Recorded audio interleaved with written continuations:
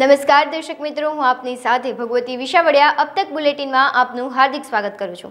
વિસ્તૃત સમાચારો જોતા પહેલા જોઈએ આજની મુખ્ય હેડલાઇન્સ। વડાપ્રધાન મોદીના હસ્તે આજથી ગુજરાત વાઇબ્રન્ટ સમિટ 2024નો શુભારંભ કરાયો।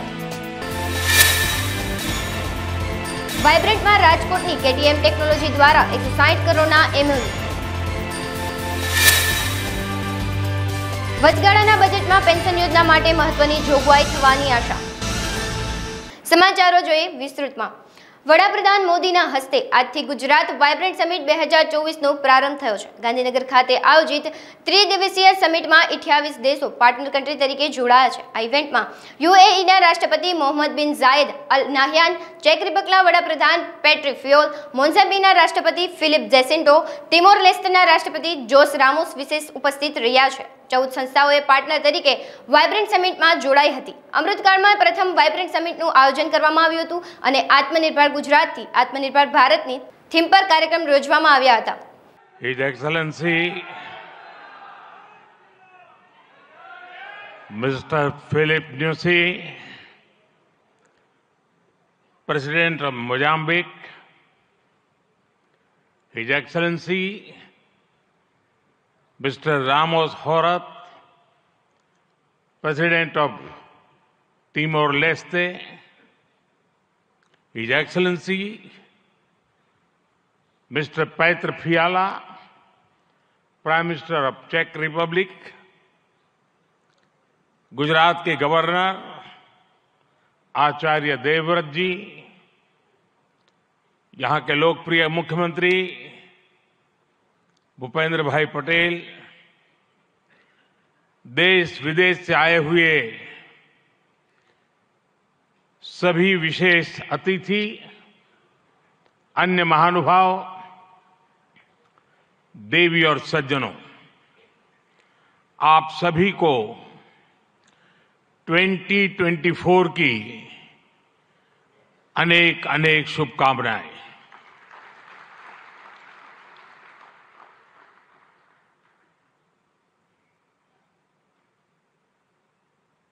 निकट भूतकाल में भारत की आजादी के 75 साल पूरे हुए और अब भारत अगले 25 वर्षों के लक्ष्य पर काम कर रहा है। जब भारत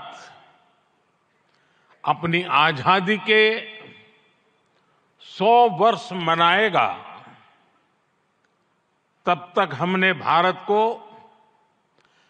विकसित बनाने का लक्ष्य रखा है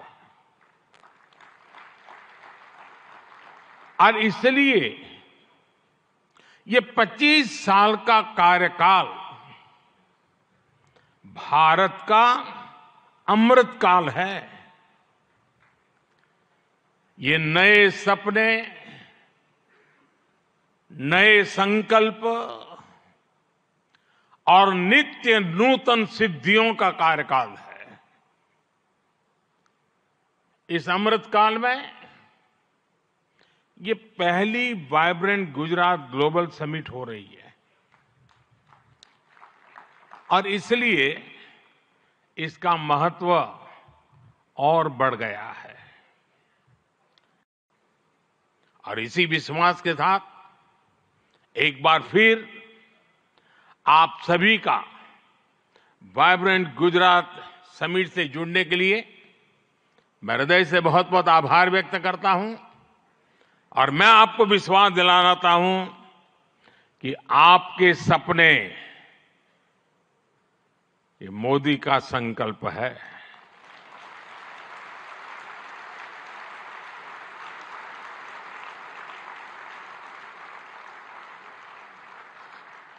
आपके सपने जितने बड़े होंगे, मेरा संकल्प भी उतना ही बड़ा होगा। દેશને વર્ષ 2027 સુધીમાં $5 ટ્રિલિયન ઇકોનોમી બનાવવા માટે વડાપ્રધાન Narendra Modi make in India સહિત અનેકવિધ યોજનાઓ સાથે ઔદ્યોગિક વિકાસને પ્રોત્સાહન આપી રહ્યા છે. ગુજરાતમાં મુખ્યમંત્રી ભૂપેન્દ્ર પટેલ રાજ્યના ઉદ્યોગો વિશ્વકક્ષાએ સ્પર્ધા કરી શકે તે માટે વિવિધ યોજનાઓ સાથે પ્રોત્સાહન આપી રહ્યા છે. આ જ ઉપક્રમમાં વાયબ્રન્ટ સમિટ 2024નો પ્રારંભ થવા જઈ રહ્યો છે. ત્યારે રાજકોટના ઉદ્યોગકારો વૈશ્વિક સ્તરે હરણફાળ ભરવાની નેમ સાથે મહત્વના પ્રોજેક્ટ સાથે સમજૂતી કરાર કરી રહ્યા છે. કોઈપણ દેશના વિકાસ માટે ઉદ્યોગો, ખેતી, એરસ્પેસ, ડિફેન્સ વગેરે જેવા ક્ષેત્રોનો મહત્વનો ફાળો હોય છે. આ બધા પાયાના ક્ષેત્રો માટે જરૂરી કોમ્પોનન્ટ્સ બનાવવાના મશીન્સ પૂરા પાડવાના ઉદ્દેશ્ય સાથે રાજકોટની KTM technology and innovation vibrant સમિટમાં ₹160 કરોડના સમજૂતી કરાર કરવા જઈ રહી છે. વચગાળાના બજેટમાં પેન્શન યોજના માટે મહત્વની જોગવાઈ થવાની આશા સેવાઈ રહી છે. જૂની પેન્શન યોજના તિજોરી પર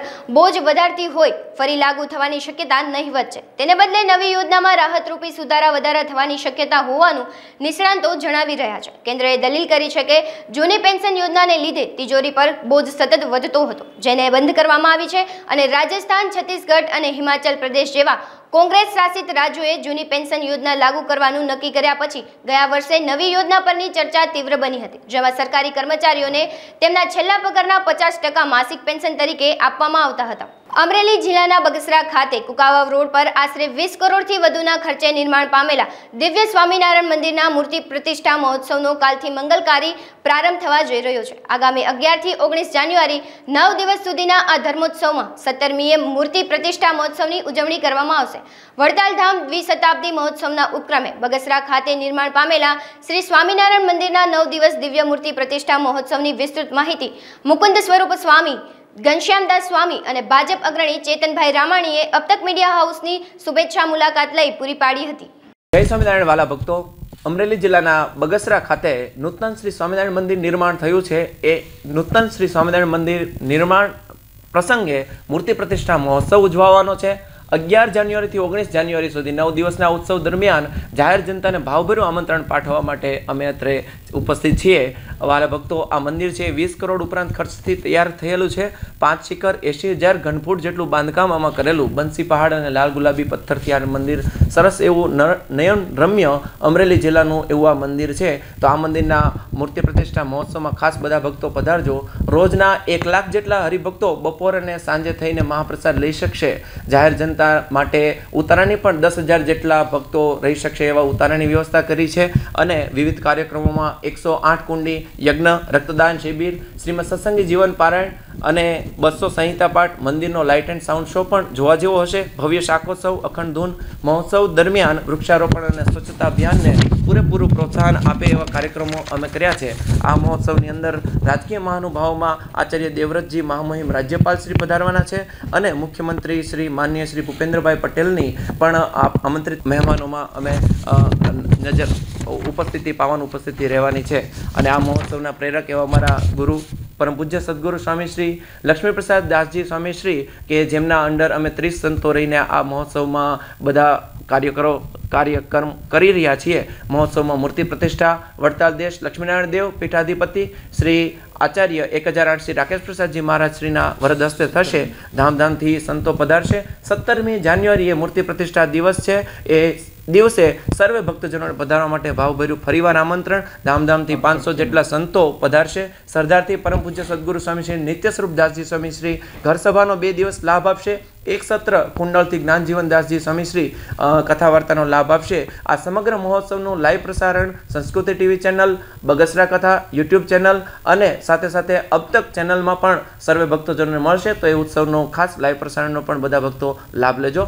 જય સ્વામિનારાયણ. લોકસભાની ચૂંટણી નજીક આવતા રાજકોટ જિલ્લા કોંગ્રેસે નીતિઓ ઘડવાની શરૂ કરી દીધી છે. હેમાંગભાઈ વસાવડાએ અબતક સાથેની ખાસ વાતચીતમાં જણાવ્યું હતું કે ગુજરાત કોંગ્રેસ લોકસભાની ચૂંટણી માટે તૈયાર થઈ ચૂકી છે. કોંગ્રેસ દરેક લોકસભાની સીટ પર 3 સ્તરીય રચના કરી રહી છે અને આ 3 સ્તરમાં જુદા જુદા લેવલ પર નેતાઓને કામ સોંપવામાં આવશે. રાજકોટની બેઠક પરંપરાગત રીતે ભારતીય જનતા પાર્ટી જીતતું આવ્યું છે. આ ઉપરાંત વધુમાં તેઓએ જણાવ્યું હતું કે આવનારી લોકસભાની ચૂંટણીને લઈ કોંગ્રેસ એક યુનિટી મૂકી છે. આવનારી ચૂંટણીમાં કોઈ ઉમેદવાર દાવેદારી નહીં નોંધાવી શકે. જે કોઈ ટિકિટ પક્ષ આપશે તેમજ હાઈકમાન્ડમાંથી નક્કી થયેલા ઉમેદવાર જ ડિક્લેર કરાશે. લોકસભાની ચૂંટણી નજીક આવતાની સાથે જ કોંગ્રેસ છે તે એક્શન મોડમાં આવ્યું છે. પુંજાભાઈ વંશને અહીંયા કોર્ડિનેટર તરીકે જાહેર કરવામાં આવ્યા છે. આપણી સાથે હેમાંગભાઈ વસાવડા છે, વાત કરશું. હેમાંગભાઈ, અત્યારે જે પ્રક્રિયા ચાલી રહી છે, કોંગ્રેસમાં નવી અપડેટ જોવા મળી રહી છે કે પૂંજા વંશને જવાબદારી સોંપવામાં આવી છે. કઈ રીતનું આ સીટનું વર્ચસ્વ છે અને આમ આગામી દિવસોમાં કેવી તૈયારીઓ? પહેલી વાત કરું કે જ્યારે લોકસભાની ચૂંટણી નજીક આવી રહી છે અને ઇન્ડિયા ગઠબંધનમાં સીટ શેરિંગ ઉપર ચર્ચાઓ શરૂ થઈ ગઈ છે ને એવું મનાય છે કે જાન્યુઆરી એન્ડ પહેલાં સીટ ડિવિઝન થઈ જશે સાથી પક્ષો વચ્ચે, ત્યારે ગુજરાત કોંગ્રેસ લોકસભાની ચૂંટણી માટે તૈયાર થઈ ચૂકી છે. 3 દિવસ પહેલાં ઓલ ઇન્ડિયા કોંગ્રેસ કમિટીના જનરલ સેક્રેટરી ગુજરાત ઇન્ચાર્જ મુકુલભાઈ વાસનિકની હાજરીમાં શક્તિસિંહજીની ભલામણ પ્રમાણે 26 સીટ માટે સિનિયર લીડરોને કોર્ડિનેટર તરીકે મૂકવામાં આવ્યા છે, સંયોજક તરીકે મૂકવામાં આવ્યા છે. હજી અમુક ફેરફારો આવતા દિવસોમાં આવશે. 3 સ્તરીય રચના કોંગ્રેસ દરેક લોકસભા સીટમાં કરી રહી છે. 3 સ્તરમાં જુદા જુદા લેવલના નેતાઓને કામ સોંપવામાં આવશે. ગુજરાતની જો રાજકારણની વાત કરીએ તો કોંગ્રેસ સમજે જ છે કે છેલ્લા 2 ચૂંટણીઓના પરિણામ 26-0 થઈ ગયા છે. ભારતીય જનતા પાર્ટી ફરીથી 26-0ની પેરવીમાં હોય અને કોંગ્રેસ એમાં સેંધ પાડવાની પેરવીમાં હોય, આવી વાત અતિ સ્પષ્ટ છે. રાજકોટની બેઠક પરંપરાગત રીતે ભારતીય જનતા પાર્ટી જીતતું આવ્યું છે. એક અપવાદરૂપ કે 2009માં કોંગ્રેસ જીતી હતી ચૂંટણી લોકસભા, એ એક અપવાદ જો ગણવામાં આવે તો આ રીતે આ પરંપરાગત ભારતીય જનતા પાર્ટીની સીટ છે. પરંતુ આ ફેરા કોંગ્રેસ પણ સોશિયલ એન્જિનિયરિંગ દ્વારા અમુક મજબૂત નિર્ણયો લઈને રાજકોટ લોકસભા મજબૂતાઈથી લડશે એ વાત નક્કી છે. સાહેબ, મોટી વાત છે કે લોકસભાની ચૂંટણીની વાત નજીક આવતી હોય છે. રામ મંદિરના ઉદ્ઘાટનની પણ વાત છે. રામ મંદિરનું નુકસાન રાજકોટ સીટ ઉપર કેવી અસર કરશે? રામ મંદિરનું નુકસાન કરતાં રામ ભારતના જનજનના ભગવાન છે, આદરણીય ભગવાન છે. રામ મંદિર જે રીતે બન્યું છે એ લોકો બરાબર સમજે છે કે સુપ્રીમ કોર્ટના આદેશ પછી રામ મંદિર બન્યું છે. ઝાલાવાડી વિશાશ્રી માળી સોની સમાજમાં કારોબાર ચૂંટણી વગર પ્રમુખ બની જનાર પુનિતાબેન પારેખ સામે સમાજમાં રોષ અને વ્યાપક પ્રમાણમાં વિરોધ કર્યો છે, જેને લઈ સમાજના અગ્રણીઓએ આગામી તારીખ 12 જાન્યુઆરીએ ખીજડા શેરી સોની સમાજની વાડી ખાતે રાત્રે 9 કલાકે મીટિંગનું આયોજન કર્યું છે. આ અંગે વધુ વિગતો શ્રી ઝાલાવાડી વિશાશ્રી માળી સોની સમાજ દ્વારા આગેવાનોની अब तकની મુલાકાત લઈને પૂરી પાડી હતી. રાજકોટનું ઝાલાવાડી વિશાશ્રી સોની સમાજ જેની 35,000 જેટલી વસ્તી છે, એ 35,000ની વસ્તીમાં અમારી જે બંધારણની જે રીત રસમ છે એ પ્રમાણે દર 3 વર્ષે ચૂંટણી થાય છે. હા, હવે અત્યારે જે વ્યક્તિ પુનિતાબેન પારેખ જે સમુખ્યતા તરીકે ચૂંટણી કરીને પોતે સત્તા હાથમાં લઈ લીધી છે, 3 વર્ષ સુધી સત્તામાં હતા, તે પછીની 3 વર્ષ એને બંધારણથી વિરુદ્ધ 3 વર્ષ ફરી પાછા ચીટકી રહ્યા. તે પછી લોકોએ કીધું કે ભાઈ તમે 3 વર્ષ 6 વર્ષ થઈ ગયા છે, તો હવે તમે ચૂંટણી કરો, તમે ચૂંટાવો તો કંઈ ના નથી, તમારી બહુમતી હોય તો કોઈ સવાલ જ નથી આવતો.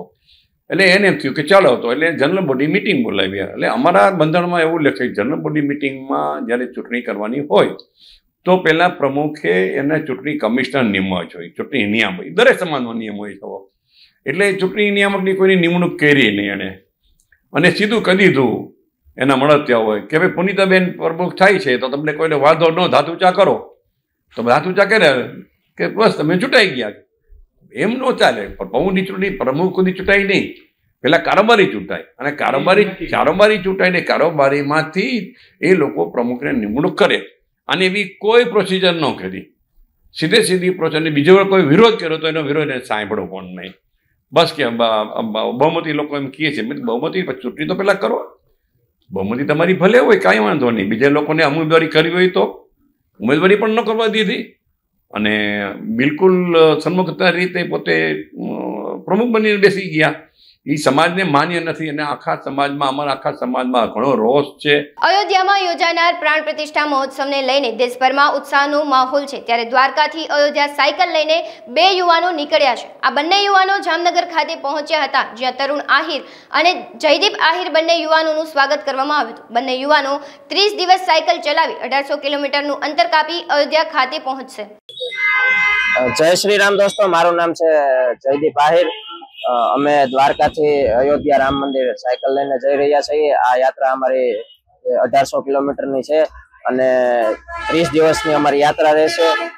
તો અમે જે 500 વર્ષ પછી અયોધ્યાની અંદર રામ ભગવાન જે બિરાજમાન થઈ રહ્યા છે, તો તેમના આશીર્વાદ લેવા જઈ રહ્યા છીએ. તો જય શ્રી રામ. જય શ્રી રામ. મારું નામ છે તરુણ આહિર. અમે તારીખ 7/1/2024 થી દ્વારકાધીશના દર્શન કરી અને અમે જઈ રહ્યા છીએ અયોધ્યા, ઉત્તર પ્રદેશ તરફ. જયારે ભગવાન શ્રી રામ 500 વર્ષ પછી અયોધ્યાની અંદર બિરાજમાન થતા હોય ત્યારે આ દરેક સનાતનીઓ માટે, દરેક હિન્દુસ્તાનીઓ માટે એક ગર્વની ક્ષણ કહેવાય. ત્યારે ભગવાન શ્રી રામના આશીર્વાદ લેવા માટે અમે તારીખ 7 થી દ્વારકાધીશના દર્શન કરી અને અયોધ્યા સુધી નીકળેલા છીએ. અમારી 1800 કિલોમીટરની યાત્રા છે અને ભગવાન શ્રી રામના આશીર્વાદ લેવા માટે અમે અયોધ્યા જઈ રહ્યા છીએ. ને રિટર્ન અમે બાય ટ્રેન આવવાના છીએ. અત્યારે અમે સાયકલ લઈને જઈએ છીએ અને પછી અમે ટ્રેનમાં પાછા રિટર્ન થઈશું. બોયકોટ માલદીવ અભિયાનને મોરબી ટ્રાવેલ એજન્ટ એસોસિએશન દ્વારા સમર્થન આપવામાં આવ્યું છે. માલદીવના નેતાઓ દ્વારા વિવાદિત ટિપ્પણી થતા વડાપ્રધાન મોદી સાહેબ દ્વારા શેર કરેલા લક્ષદ્વીપના ફોટો બાદ માલદીવના મંત્રીઓ દ્વારા વિવાદિત ટિપ્પણી કર્યા બાદ ભારતભરમાં વિરોધ જોવા મળી રહ્યો છે. ત્યારે મોરબી ટ્રાવેલર્સ એજન્ટ્સ દ્વારા એક બેઠકનું આયોજન કરી આ બેઠકમાં સર્વસંમતિથી સંયુક્તમાં માલદીવના બુકિંગ ન કરવાનો નિર્ણય લેવામાં આવ્યો છે. મારું નામ જતીન ભૂલતરિયા. હું મોરબી ટ્રાવેલ એજન્ટ એસોસિએશનનો સભ્ય છું અને મારી ફર્મ છે રેઇનબો ટ્રાન્સફર કરીને. પાછળના દિવસોમાં માલદીવ્સની કરંટ સરકારના 3 મંત્રીઓ દ્વારા આપણા દેશ અને પ્રધાનમંત્રી મોદીજી ઉપર જે ખરાબ ટિપ્પણી કરવામાં આવી છે, એના અનુસંધાને મોરબી ટ્રાવેલ એજન્ટ એસોસિએશને અત્યારે જે ભારતભરમાં ટ્રેન્ડ ચાલી રહ્યો છે બોયકોટ મોલદીવ્સ, એને અનુસંધાને અત્યારે હાલ અમે મોલદીવ્સના તમામ પેકેજો રદ કર્યા છે અને અત્યારે જેટલા પણ એજન્ટ મિત્રોને જે ચાલુ ક્વેરી ચાલી રહી છે મોલદીવ્સની, એ તમામ અમે બુકિંગ નથી કરવાના જ્યાં સુધી ભારત અને મોલદીવ્સ બંને વચ્ચેના ડિપ્લોમેટિક સંબંધો અને મોલદીવ્સને પોતાની ભૂલ નહીં સમજાય ત્યાં સુધી અમે એ પેકેજ ચાલુ કરવાના નથી. મોલદીવ્સના આ 3 મંત્રીઓ દ્વારા ભારતીયો વિશે બહુ ખરાબ ટિપ્પણી કરવામાં આવી હતી અને પ્રવાસન ક્ષેત્રે મોલદીવ્સ ના 3 મંત્રીઓએ અહીંયા સુધી પણ કીધું છે કે ભારત પ્રવાસન ક્ષેત્રે આગળ વધી શકતું નથી. એનું રીઝન છે કે ભારતમાં બહુ ગંદકી છે અને ભારતનો જે બીચવાળો જે ભાગ છે એ મોલદીવ્સ જેટલો ડેવલપ નથી, તો ત્યાં ઇન્ટરનેશનલ લેવલની સુવિધા મળવાની નથી.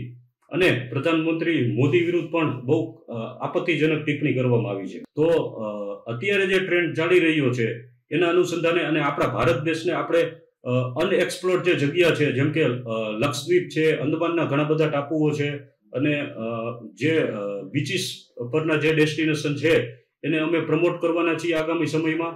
અને ભારત દેશના લોકો પણ વધુમાં વધુ આપણા દેશને જોવે, વિદેશ જાય પણ ઓછા જાય અને આપણી વસ્તુને વધુ એક્સપ્લોર કરે, જેથી આપણા લોકોને રોજગારથી લઈને બધી વસ્તુ પ્રોવાઈડ થઈ શકે. તો એવી અમારી વિનંતી છે. મારું નામ Divyesh Rabadiya, Patel holiday and visa services. Actually અત્યારે જે માલદીવ્સમાં બોયકોટનો જે ટ્રેન્ડ ચાલે છે એમાં અમે લોકોએ કરન્ટલી જે આ વર્ષમાં અપ્રોક્સિમેટલી 200 થી 300 કપલ જેટલા ટ્રાવેલ કરતા હોય છે વર્ષ દરમિયાન. અને અત્યારે જે કરંટ ઇન્ક્વાયરી જે છે અને જે અત્યારે હનીમૂન્સ લોકો હોય છે, જે પ્રી વેડિંગવાળા લોકો હોય છે, એને ઓલરેડી ત્યાં જે બુક કરાવેલા હતા એ ઓલરેડી અમે લોકોએ 45 જેટલી ફ્લાઇટો અને 25 જેવા રૂમ છે જે અમે કેન્સલ કરેલા છે અત્યારે. અને અત્યારે અમે લોકો બી જે આ સિનારીઓ બન્યો છે એના હિસાબે અમે લોકો હવે માલદીવ્સ પ્રમોટ કરવાનું બી બંધ કરી દીધું છે અને બુકિંગ બી અમે લોકો અત્યારે દેતા નથી. કરન્ટલી અમે અત્યારે માલદીવ્સની જગ્યાએ અંદમાન નિકોબાર છે, લક્ષદ્વીપ છે જેવા ટાપુઓને અમે લોકો પ્રમોટ કરીએ છીએ. અંદાજિત ગણાય તો એક ફેમિલી દીઠ, કપલ દીઠ અપ્રોક્સિમેટલી 2 લાખથી 2.5 લાખની જેટલી કિંમત થતી હોય છે આ પેકેજની. આવવા જવાનું બધું એ 4 દિવસનું જે ટૂર હોય છે. લક્ષદ્વીપ અમે લોકો સ્પેશિયલી પ્રમોટ કરીએ છીએ આઇલેન્ડ ડેસ્ટિનેશન માટે લક્ષદ્વીપ અને અંદમાન. અને એના માટે જે કરન્ટલી એ લોકો ત્યાં નવો હવે જે નવા વિલાસ આ તે જે માલદીવ્સના કમ્પેરિઝનમાં આવવાના છે, તો એના કમ્પેરિઝનમાં કોસ્ટ બી ઓછી હશે, ફ્લાઇટના ફ્રીક્વન્સી બી વધારવાના છે એ લોકો, એરપોર્ટ્સ બી નવું બનવા જઈ રહ્યું છે, તો એના હિસાબે ચાલશે બી ખરા as a compare to the Maldives. અત્યારે કરન્ટલી એવું છે કે ત્યાં નવા રિસોર્ટ બનવા જઈ રહ્યા છે. તાજ ગ્રુપ ઓફ હોટલ્સે અનાઉન્સ કરેલું છે કે એ લોકો 2 હોટલ્સ બનાવવાના છે, 110 રૂમની આસપાસની હોય છે વિથ વિલા એન્ડ રૂમ્સ. સુરતના અડાજણ રિવરફ્રન્ટ ગ્રાઉન્ડ ખાતે આંતરરાષ્ટ્રીય કાઇટ ફેસ્ટિવલ યોજાયો હતો, જેમાં દેશ વિદેશના 97 પતંગબાજોએ ભાગ લીધો હતો. આ મહોત્સવનું ઉદ્ઘાટન મેયર દક્ષેશ માવાણીના હસ્તે કરવામાં આવ્યું હતું. આંતરરાષ્ટ્રીય પતંગોત્સવ 2024નો કાર્યક્રમમાં સુરતના મેયર, ડેપ્યુટી મેયર, જિલ્લા કલેક્ટર તેમજ મહાનગરપાલિકાના અધિકારીઓ અને હોદ્દેદારો ઉપસ્થિત રહ્યા હતા. ખાસ કરીને ઇન્ડિયા લખેલ અને શ્રી રામ મંદિરની થીમ આધારિત પતંગ લોકોનું આકર્ષણનું કેન્દ્ર બની હતી. કાઇટ ફેસ્ટિવલ આપણા વડાપ્રધાન શ્રી નરેન્દ્રભાઈ મોદી સાહેબ જ્યારે ગુજરાતના મુખ્યમંત્રી હતા ત્યારે એને શરૂઆત થઈ હતી. તેના પરંપરાના ભાગરૂપે ગુજરાત પ્રવાસન લિમિટેડ, સુરત મહાનગરપાલિકા, સુરત જિલ્લા વહીવટ તંત્ર દ્વારા આજે કાઇટ ફેસ્ટિવલનું આયોજન કરવામાં આવ્યું છે. અહીં 14 કન્ટ્રી અને 5 રાજ્યોમાંથી 97 કાઇટિસ્ટો આવ્યા છે. તેમાં ઉત્સાહ એ માટે છે કે 22 તારીખે અયોધ્યામાં રામચંદ્ર ભગવાનની પ્રાણ પ્રતિષ્ઠા થઈ જાય ત્યારે એક પતંગ 75 ફૂટનો પતંગની સ્મૃતિઓમાં આકર્ષણ એ છે એમાં રામચંદ્ર ભગવાનની ઇમેજ છે ને આપણા આદરણીય નરેન્દ્રભાઈ મોદી સાહેબની પણ ઇમેજ છે. એ સ્મૃતિઓ આજે આખો દિવસ મન મૂકીને ફેસ્ટિવલ મનાવશે. મને કહેતા ગર્વ થાય છે કે તાપી રિવરફ્રન્ટ ઉપર આજે આંતરરાષ્ટ્રીય પતંગ મહોત્સવ યોજાયો છે અને તેની અંદર 20 દેશોના 49 પતંગબાજોએ ભાગ લીધો છે. અને આમાં સૌથી આકર્ષણની વાત હોય તો આપણે બધા જ જાણીએ છીએ કે 22 તારીખે આપણા બધા જ માટે દિવાળી આવી રહી છે, તો રામ મંદિરનો જે પતંગ છે તે આકર્ષણનું કેન્દ્ર બન્યું છે અને સુરતીઓ અને પતંગબાજો ઉત્સાહ સાથે આ આંતરરાષ્ટ્રીય પતંગ મહોત્સવમાં ભાગ લઈ જય જય શ્રી રામના નારા લગાવ્યા છે. ગીરગઢડા તાલુકાના ધોકડવા ગામની દીકરી કશિશબેન બલદાણિયાનું રાજ્ય કક્ષાની લેખન સ્પર્ધામાં 3જો નંબર લઈ ગામનું નામ રોશન કર્યું છે. ધોકડવા માધ્યમિક અને ઉચ્ચતર માધ્યમિક શાળામાં અભ્યાસ કરતી દીકરી બલદાણિયા કશિશબેને કાવ્ય લેખન સ્પર્ધામાં તાલુકા, જિલ્લા અને ઝોન કક્ષાએ પ્રથમ નંબર પ્રાપ્ત કર્યો હતો. રાજ્ય કક્ષાએ 3જો નંબર મેળવી સમસ્ત ધોકડવા ગામ તેમજ શાળાનું ગૌરવ વધાર્યું છે. તે બદલ તેઓએ શાળા પરિવાર તેમજ એક લોહિયા આહિર સમાજે શુભેચ્છા પાઠવી. મારું નામ બલદાણિયા કશિશ ચનાભાઈ છે. હું ધોરણ 12માં અભ્યાસ કરું છું અને ધોકડવા માધ્યમિક અને ઉચ્ચતર માધ્યમિક શાળામાં અભ્યાસ કરું છું અને મારું ગામ ધોકડવા છે, તાલુકો ગીરગઢડા અને જિલ્લો ગીર સોમનાથ. હાલ તો હું લેખનમાં જ છું, એટલે કે ગઝલ શાયરી, કવિતા લેખન વગેરેમાં ભાગ લઉં છું, જેમાં હું કાવ્યલેખન સ્પર્ધામાં શાળા કક્ષાએથી શરૂ કરી છેક રાજ્ય કક્ષામાં 3ય નંબર પ્રાપ્ત કર્યો છે, જેમાં સૌપ્રથમ શાળા કક્ષાએ પ્રથમ નંબર લાવી, ત્યારબાદ તાલુકા કક્ષાએ ફાટસર મુકામે હતું આ કક્ષાનું આયોજન, ત્યારબાદ ત્યાં પ્રથમ નંબર મેળવી જિલ્લા કક્ષાએ હું વેરાવળ ગઈ હતી, ત્યાં પણ મારો પ્રથમ નંબર મેળવી, ઝોન કક્ષાએ પોરબંદર ગયેલી, ત્યાં બી પ્રથમ નંબર મેળવી અને હાલ 5 તારીખે રાજ્ય કક્ષાનો કાર્યક્રમ હતો, ત્યાં મેં 3ય નંબર મેળવી અને શાળા તથા પરિવારનું ગૌરવ વધારેલું છે. અને તેમાં માર્ગદર્શક શિક્ષકનો પણ ખૂબ સહકાર રહ્યો છે અને મારી શાળા માધ્યમિક અને ઉચ્ચતર માધ્યમિક શાળાના સ્ટાફનો પણ ખૂબ જ સાથ સહકાર મળ્યો છે, જેથી હું આટલી મોટી સિદ્ધિ પ્રાપ્ત કરી શકી છું. તે બદલ મને ખુદ પર પણ ખૂબ ગર્વ છે અને મારા સાથીઓનો પણ ખૂબ સહકાર રહ્યો છે. ગઝલ શાયરી સંભળાવું જે મેં ત્યાં રાજ્ય કક્ષાએ બી મેં રજૂ કરેલું. જ્યારે હું મારું સ્પીચ દેવા જાતી હતી તે પહેલાં મેં તમામ વિદ્યાર્થીઓને પણ કહ્યું હતું કે ખોકર કિસી ચીज़ को पाने का मज़ा ही कुछ और है, कि खोकर किसी चीज़ को पाने का मज़ा ही कुछ और है, रोकर मुस्कुराने का मज़ा ही कुछ और है, और हार कर जीतने का मज़ा ही कुछ और. વલખિત સુવિચાર મેં મારો રજૂ કર્યો હતો, જે પરથી મારા માર્ગદર્શક શિક્ષક અને તમામ શાળાના સરને પણ એવું થયું કે નહીં આનામાં કંઈક છે, તો એ સુવિચાર હું અત્યારે રજૂ કરીશ કે આપણું જ્ઞાન સૌને આપીએ બસ અભિમાન ના આડે આય, કે આપણું જ્ઞાન સૌને આપીએ બસ અભિમાન ના આડે આય, સફળ થશું એક દિન બસ હિંમત ન તૂટી જાય. આ સુવિચારથી મેં મારી શરૂઆત કરી હતી લેખન સ્પર્ધામાં, જેમાં હું મારું બધું સ્વલિખિત લખતી હતી. અને ત્યારથી શાળા પરિવારને થયું કે નહીં, આનામાં કાંઈક છે. તો એ માટે એમણે મને ખૂબ પ્રોત્સાહન કર્યું છે અને હું અહીંયા સુધી પહોંચી. એ બદલ તમામ માધ્યમિક શાળાના સ્ટાફનો હું શુભેચ્છા પાઠવું છું અને મને ખૂબ ગર્વ છે કે હું રાજ્યકક્ષા સુધી. વલસાડ ઉમરગામ તાલુકાના ભીલાડ ગ્રામ પંચાયત ખાતે તાલુકાના સરપંચ સંઘના પ્રમુખ લાલાભાઈ નાયકની અધ્યક્ષતામાં સરપંચ સંઘની બેઠક યોજાઈ હતી. પંથકની 52 ગ્રામ પંચાયતમાંથી 22 ગ્રામ પંચાયત વહીવટીદાર હેઠળ રહેતા હતા. 30 ગામના સરપંચોમાંથી 95% સરપંચો આ બેઠકમાં ઉપસ્થિત રહ્યા હતા. બેઠક અંતર્ગત ઉપસ્થિત સરપંચોનું સરપંચ સંઘના પ્રમુખ લાલાભાઈ નાયક દ્વારા શાબ્દિક સ્વાગત કરવામાં આવ્યું હતું. પંથકના ગામના વિકાસ સાથે મહત્વની ચર્ચા પણ કરવામાં આવી હતી. મામલતદાર કચેરીને લગતા પ્રશ્નોમાં રેશન કાર્ડના સુધારા વધારા, એન્ટ્રીઓમાં પડતી તકલીફ અંગે મામલતદારને મળીને રજૂઆત કરવા જણાવ્યું હતું. આ બેઠકોમાં વિજય પાટકર, પ્રભુ ઠાકરિયા, સુરેન્દ્ર ટંડેલ સહિતના મોટી સંખ્યામાં સરપંચો હાજર રહ્યા હતા. ઉમરગામ તાલુકા સરપંચ એસોસિએશનની મીટિંગ મળેલી, એના અંદર વિકાસના કામોની ચર્ચા થયેલી. મામલતદાર કચેરીના અંદર રેશનિંગ કાર્ડ સુધારા વધારાની એન્ટ્રી કરવાના અંદર જે કંઈ તકલીફો પડતી હોય એના વિશે ચર્ચા થયેલી. મનરેગા એના અંદર જે પેમેન્ટ જમા થાય છે એના અંદર કંઈ જે સરપંચોને જે બી કામના અંદર મુશ્કેલી પડતી હોય તો એના વિશે બી વિસ્તૃત માહિતી લઈ અને જ્યાં રજૂઆત કરવા જેવી હોય તો એના વિશે રજૂઆત કરવી. અને આવાસના અંદર જે વિકાસના કામો ચાલી રહ્યા છે તો જે હપ્તા જમા થાય છે એના વિશે બી ટીડીઓ સાહેબ સાથે ચર્ચા સંકલનમાં રહી અને એ બી વાસ્તુ કરી. અને પ્રોપરલી સરપંચ જે ગામનો વિકાસ કરવાનો છે એના અંદર સંયુક્ત સંકલનમાં રહી અને દરેક એકબીજાનો સાથ અને સહકાર મળે અને એવી રીતે કામ કરવા માટે આજે તમામ સરપંચશ્રીઓ ભેગા થઈ અને આજે વિકાસની ચર્ચા કરી. અયોધ્યા રામ મંદિર પ્રાણ પ્રતિષ્ઠાને હવે માત્ર ગણતરીના દિવસો જ બાકી છે, જેને લઈ દેશભરમાં ઉજવણી થઈ રહી છે.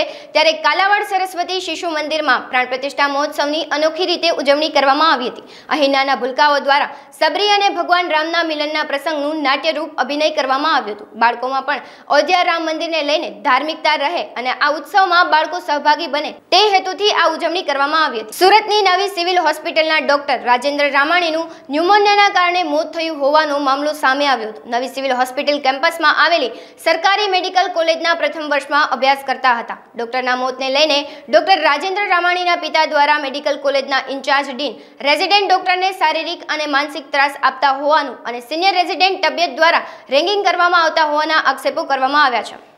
મારું નામ દિનેશભાઈ નાનજીભાઈ રામાણી. હવે ઘટના એવી બની કે 31 તારીખે સવારમાં મારે ત્યાં સિવિલથી ફોન આવ્યો કે તમારા રાજેન્દ્રને તબિયત બરાબર નથી, તો તમે આવો અને લઈ જાઓ એને. બરાબર, તો હું ત્યાં ગયો ત્યારે રાજેન્દ્ર બેભાન અવસ્થામાં હતો અને ત્યાં એની કોઈ સારવાર હાલતી નહોતી. જોકે 2-4 છોકરા હતા એની સાથે જે સ્ટુડન્ટ હોય, પણ કોઈ એને બાટલો ચડતો હતો કે ઓક્સિજન હતો કે એવું કોઈ હતું નહીં. પછી હું એને વ્હીલચેરમાં બેસાડી અને ઘરે અહીંયા પ્રાઇવેટ હોસ્પિટલમાં મેં એની સારવાર ચાલુ કરાવી.